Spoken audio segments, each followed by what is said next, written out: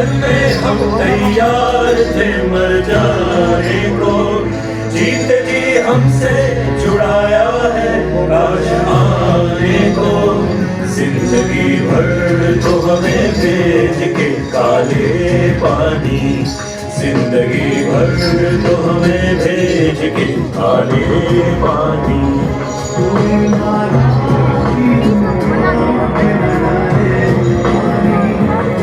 माता की उम्मीदों पे न डाले पानी, जिंदगी भर तो हमें भेज के काले पानी, जिंदगी भर तो हमें भेज के काले पानी, जिंदगी भर तो हमें भेज के।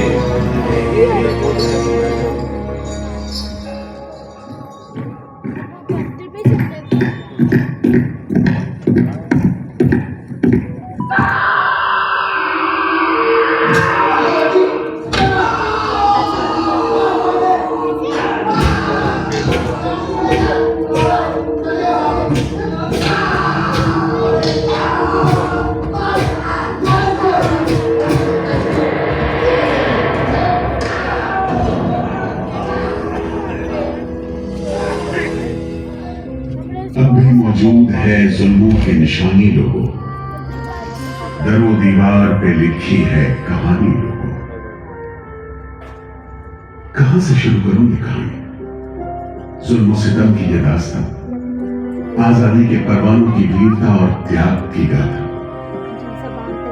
मैं जो एक रूह हूं, आत्मा हूं, उन तमाम लोगों की जिन्होंने अपने खून पसीने से, अपने बलिदान से, जान की कुर्बानियों से इस मिट्टी के जर्रे जर्रे को आजादी का तीरथ बना दिया। मैं गवाह हूं उस जुल्म का जो यहां आदम के बेटों ने आदम के बेटों पर बेरहमी से ढाया। सदियों से मैं इसी जगह मौजूद हूं। मेरे सीने में दफन है वो सारी कहानियां जिन्होंने इन हरे भरे खूबसूरत टापुओं को वो खौफनाक नाम दिया, काला पानी।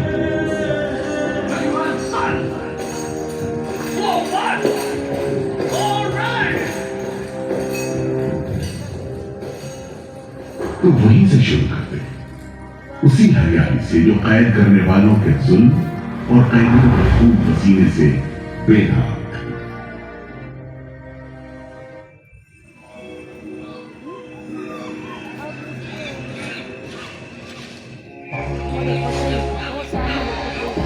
कहते हैं अंडमान द्वीप समूह का नाम रामायण के प्रतापी वानर देवता अंडमान यानी हनुमान के नाम पर रखा गया।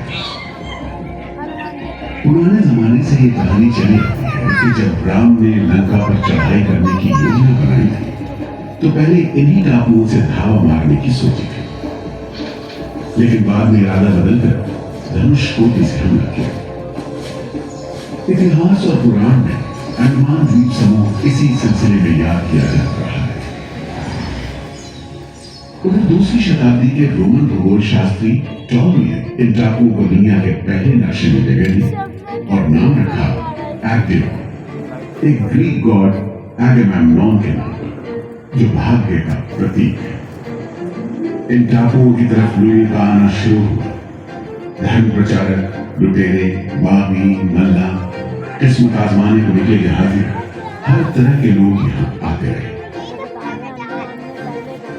18वीं सदी के अंत में ईस्ट इंडिया कंपनी ने इन टापुओं पर एक बस्ती कायम करने की कोशिश की और यहाँ लेफ्टिनेंट आर्चिबाल्ड ब्लेयर को भेजा। उन्हें कोशिश नाकाम गई और अगले 60-70 बरस तक किसी ने इन टापुओं की सुध नहीं।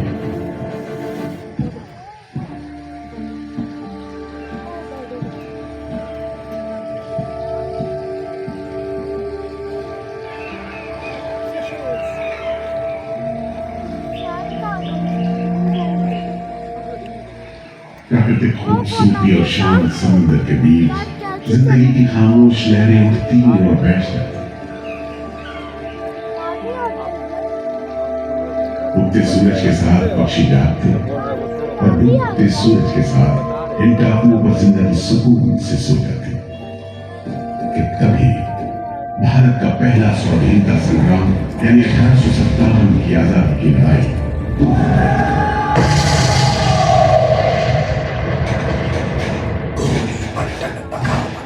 भगा भगा रे भगा भगा रे भगा भगा रे गोरी पलटन भगा भगा।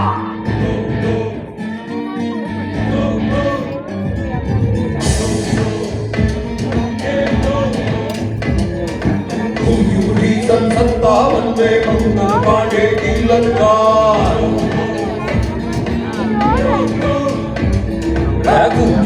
सन 57 में मंगल पांडे की ललकार।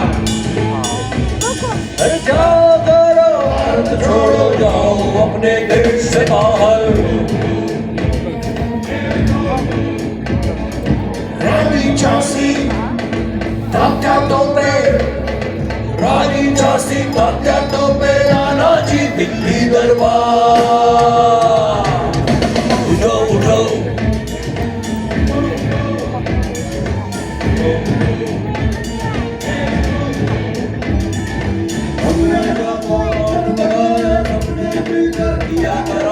आगे बढ़ अंग्रेजों की देखता की दरबार। रवि मशाले आजादी की तोपे गरजे बारंबार।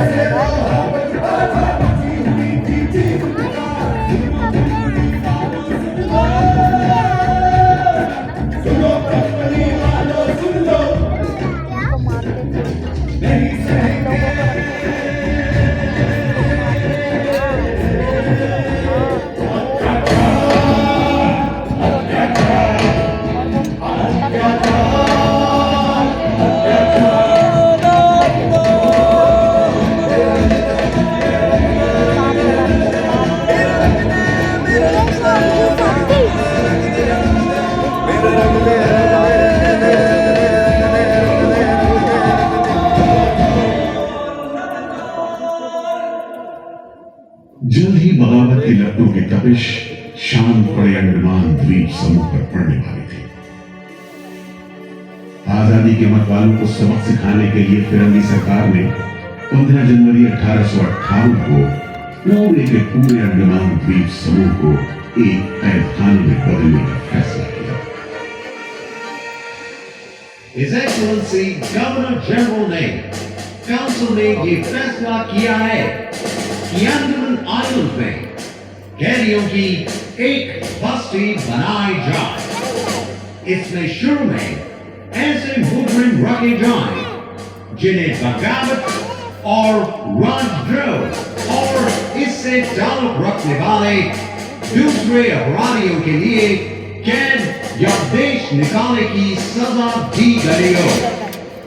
और इस तरह अंडमान द्वीप समूह की पुरानी खाड़ी का नाम लेफ्टिनेंट आर्चिबाल्ड ब्लेयर के नाम पर पोर्ट ब्लेयर रखकर मुजरिमों की बस्ती कायम की गई।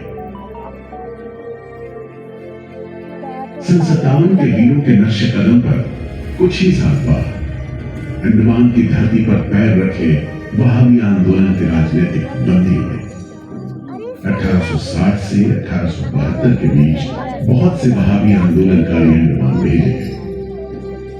सरहदी सूबे का रहने वाला एक पठान शेर अली आफरीदी भी अंडमान में उस समय उम्र कैद की सजा काट रहा था और अंग्रेजों से बदला लेने के लिए मौके की तलाश में। वो देखो तुम इस भीड़ भाड़ में कैसे?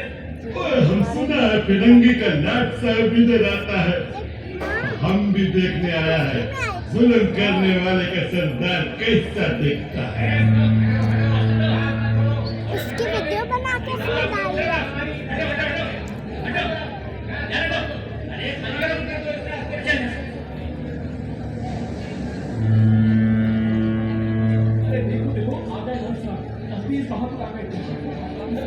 मिस्टर ब्लर, मैं सोचता हूँ कि इस खूबसूरती के बीच रहने के लिए प्रिजनर होना भी मैं एक्सेप्ट कर लेता। Yes, indeed. Just look how beautiful this place is. ये प्रिजनर लोग इस खूबसूरती को नहीं देखते, वरना इस टापू को प्रिजन नहीं स्वर्ग समझते। यस सर, आप ठीक कहते हैं। इधर आइए प्लीज। हम तुमको खत्म करने का प्रयास के साथ इन लोग को हमारी शुरू करता है, हम बर्दाश्त नहीं करेगा।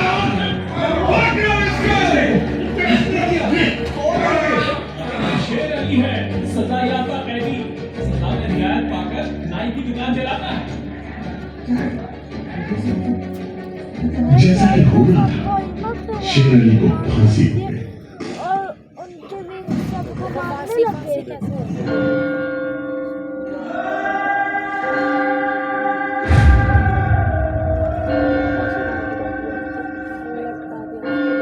शायद इसी घटना का असर था कि ब्रिटिश सरकार ने कैदियों के साथ और भी कड़ाई बरतने के बारे में गंभीरता से सोचना शुरू किया। वो चिल्लाना था उसको। नतीजे के तौर पर सन 1896 में पोर्ट ब्लेयर की खौफनाक सेलुलर जेल का काम चीफ कमिश्नर केविन और इंजीनियर मैकविन की निगरानी में शुरू हुआ।